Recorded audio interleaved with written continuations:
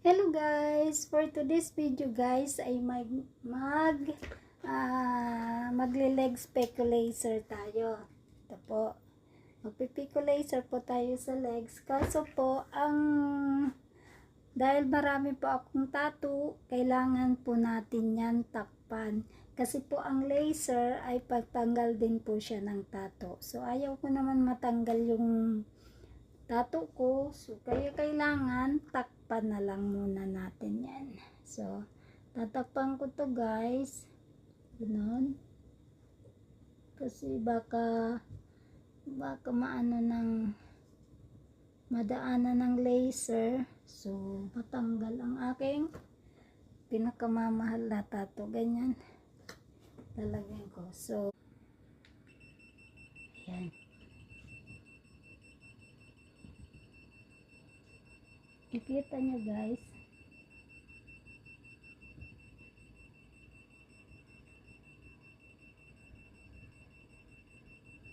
Parang pinipiltik-piltik lang ng plastic kong konti.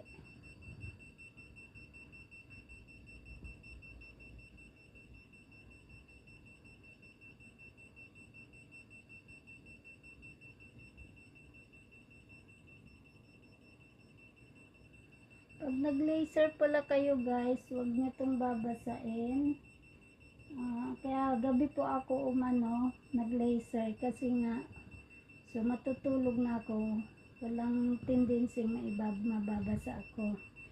So kaya kapag nag-laser kayo, itaon nyo.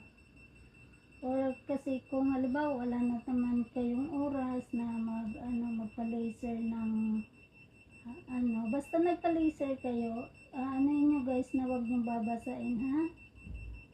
Make sure lang na wag nyo babasain. Kasi po mainit to. Ayan. Kung nagtataka kayo guys, bakit sa legs ko, wala pong problema yon. Lahat po ay pwedeng i-laser. Kung sa face po, para sa whitening, rejuvenation, yung sa acne scars, ganun din po dito sa legs. Kasi madalas po, mga scars na sa legs, diba? Ako ang daming scars dito sa legs. Di siya, pero baka isipin nyo guys, isang laser lang, mawawala na yan.